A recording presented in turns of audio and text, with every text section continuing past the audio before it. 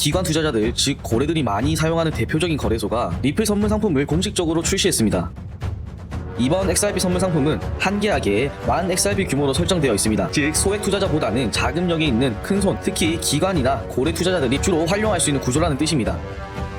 앞으로 기관 투자자들이 XRP를 본격적으로 매매할 수 있는 환경이 만들어졌다는 거죠. 이번에 출시된 XRP 선물 계약은 중요한 차이점이 하나 있어요. 바로 이 상품은 미국의 금융규제기관인 CFTC의 정식 규제를 통해서 출시됐다는 점입니다. 미국 최대 암호화폐 거래소 코인베이스가 리플 선물 상품을 공식적으로 출시했습니다. 기관 투자자들 즉 고래들이 많이 사용하는 대표적인 거래소가 바로 코인베이스입니다. 그런 코인베이스에 XRP 선물 상품이 상장됐다는 건 이전 영상에서도 계속 강조해드렸던 기관 자금 유입 흐름이 점점 더 명확하게 드러나고 있다는 신호로 보여요. 이번 영상에서는 XRP 선물 상품이 실제로 출시됐다는 이슈가 기관 투자에 어떤 영향을 주고 시장 전체의 흐름에 어떤 의미를 갖는지, 그리고 XRP 투자자 입장에선 어떤 기회와 리스크가 있는지까지 차근차근 풀어보도록 하겠습니다. 설명 들어가기 전에 구독, 좋아요, 알림 설정 한 번씩 부탁드립니다. 자, 먼저 팩트부터 정리할게요. 25년 4월 3일에 코인베이스는 미국 상품선물거래위원회 CFTC에 XRP 선물 상품을 자율 신고했습니다. 이건 우리가 이런 상품을 상장할 계획이니 규제기관에 정식으로 알립니다라는 절차예요. 그리고 그 신고 이후 바로 어제 25년 4월 21일부터 정식 거래가 시작됐습니다. 이번에 출시된 XRP 선물 계약은 다른 거래소에서도 흔히 볼 수 있는 선물 거래와 같은 상품이지만 중요한 차이점이 하나 있어요. 바로 이 상품은 미국의 금융규제기관인 CFTC의 정식 규제를 통해서 출시됐다는 점입니다. 바이낸스, 바이비트, OKX 같은 글로벌 거래소들도 XRP 선물 상품을 제공하고 있지만 대부분 미국 외 국가를 기반으로 운영되기 때문에 미국 내 기관 투자자들이 공식적으로 접근하기 어려운 구조였어요. 이번 코인베이스의 XRP 선물은 미국 제도권 안에서 처음으로 합법적으로 투자할 수 있는 XRP 파생 상품이라는 점에서 매우 큰 의미를 가집니다. 이게 왜 중요하냐면 XRP는 한동안 미국 내에서 SEC와의 법적 이슈가 있었기 때문에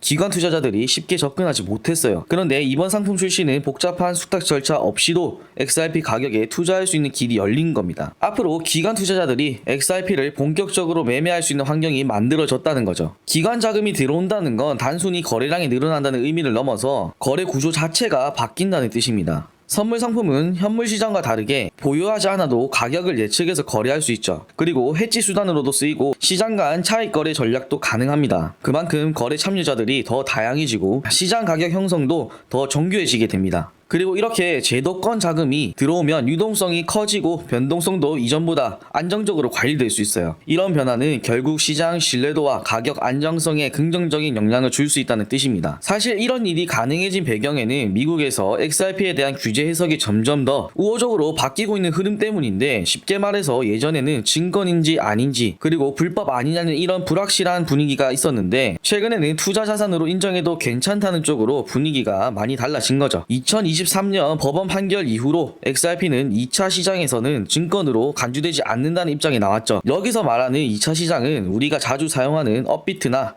바이낸스, 비트겟 같은 거래소를 말합니다. 이 입장이 항소심에서도 유지되면서 코인베이스 같은 대형 거래소도 XRP 상품을 본격적으로 다루기 시작한 겁니다. 이건 코인베이스만 해당되는 게 아니라 미국 전체의 규제 분위기가 XRP를 투자 가능한 자산으로 받아들이고 있다는 신호로 해석할 수 있어요. 이번 XRP 선물 상품은 한계하게 10,000 XRP 규모로 설정되어 있습니다. 즉 소액 투자자보다는 자금력이 있는 큰손, 특히 기관이나 고래 투자자들이 주로 활용할 수 있는 구조라는 뜻입니다.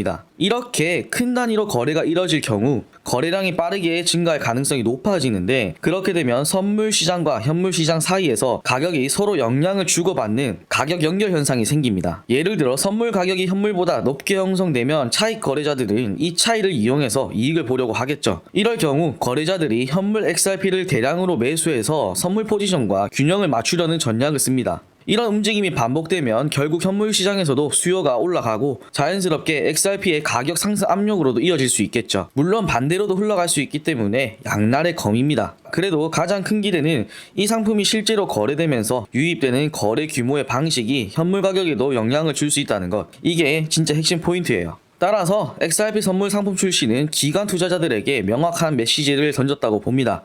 그 말은 곧 앞으로 XRP 관련 상품은 더 다양해질 수 있고 특히 현물 ETF로 연결된 가능성도 열리게 되다는 뜻이겠죠. 또 지금처럼 금리 인하 기대감이 높아지고 달러가 약세 흐름을 보일 경우엔 국경을 넘어가는 송금 구조 안에서 XRP 같은 브릿지 통화의 수요가 다시 급격히 늘어날 수도 있습니다. 이번 이슈는 기관 투자자들이 다시 XRP를 눈여겨보는 계기가 될 수도 있고 XRP가 앞으로 더 많은 제도권 자금과 시장 주목을 받게 되는 하나의 중요한 전환점이 되겠네요. 일봉 차트를 보면 어제 상승했던 부분은 다시 모두 빠지고 0.236을 지켜주면서 반등의 흐름을 보이고 있습니다. 0.236을 지켜줄 경우에는 0.382 그리고 0.5까지는 충분히 올라갈 자리로 보이고 0.5 구간이 강한 저항 구간으로 보입니다. 또 다른 관점에서 보면 4시간봉 차트인데 단기 하락 추세는 돌파했다고 말씀드렸고 그 다음 중요하다고 알려드린 게 바로 이 상승 채널을 유지해주느냐 마냐의 문제였죠. 현재 상승 채널 하단을 지켜주면서 반등의 흐름을 보여주고 있습니다. 이 추세를 타고 상승 흐름이 지속적으로 나와줄 경우에는 앞에서 체크했었던 피보나치 0.5 구간인 2.5달러 구간까지 상승길이 열리게 되고 그 구간은 장기 하락 추세 저항선과 겹쳐지는 구간이기 때문에 단기 차익을 노리고 진입하신 분들은 수익 실현하시는 것을 추천드립니다. 만약 상승 채널을 지켜주지 못하고 빠질 경우에는 다시 한번 주황색 하락 추세까지 내릴 수 있는데 이럴 경우에는 지켜줄 확률보다 뚫고 내려갈 확률이 더 높아요. 그래서 짧은 손절 하시고 이후에 다시 포지션 잡으시는 것을 추천드립니다. 단기 흐름에 대한 지표도 확인해 볼게요. 맥키 지표는 어제 상승으로 인해서 골든 크로스가 나왔습니다. 다만 현재 히스토그램 양수가 줄어들고 있고 데드크로스를 할 수 있는 흐름이 보입니다. 반대로 RSI 지표는 기준점 50 위로 올라와줬기 때문에 상승 관점에서는 기대해볼 만한 흐름이 나올 수 있지 않을까 보이는데 맥디 지표가 보여주는 현재 흐름 때문에 보수적으로 접근하는 것이 좋을 듯 보여요. 그 말은 즉 현재 시장의 흐름이 어렵다는 말이고 상승도 하락도 애매하다는 겁니다. 그리고 차트만 보면 안 되는 이유가 있어요. 지금 XRP는 미국 내에서 법적 지위도 점점 안정돼 가고 있고 튜크리움 레버리지 ETF, 비트노미얼 XRP ETF 같은 다양한 기관 상품도 생겨나고 있습니다. 게다가 XRP는 낮은 수수료와 빠른 처리 속도 덕분에 실제 송금 솔루션에서도 실용적인 강점을 많이 가지고 있고 세계에서도 많은 관심을 가지고 지켜보고 있다는 점은 제가 영상에서 많이 말씀드렸습니다. 오늘은 코인베이스의 XRP 선물 상품 이슈를 중심으로 이게 시장에 어떤 의미를 주는지 기관 투자와 가격 흐름엔 어떤 영향을 줄 수 있는지 정리해드렸습니다. 이런 뉴스는 한 줄 기사로 보면 별거 아닌 것처럼 보일 수 있지만 그 안에 담긴 시그널은 절대로 가볍게 볼 수 없다는 거 이 영상 보신 분들은 다 느끼셨을 거라 생각합니다. 앞으로도 이런 흐름들을 뉴스, 해석, 투자자 관점으로 계속 연결해서 전달해드릴게요. 오늘 영상이 도움이 되셨다면 구독, 좋아요, 알림 설정 부탁드리고요. 질문이나 의견은 아래 댓글로 언제든지 남겨주세요. 영상 끝까지 시청해주셔서 감사합니다.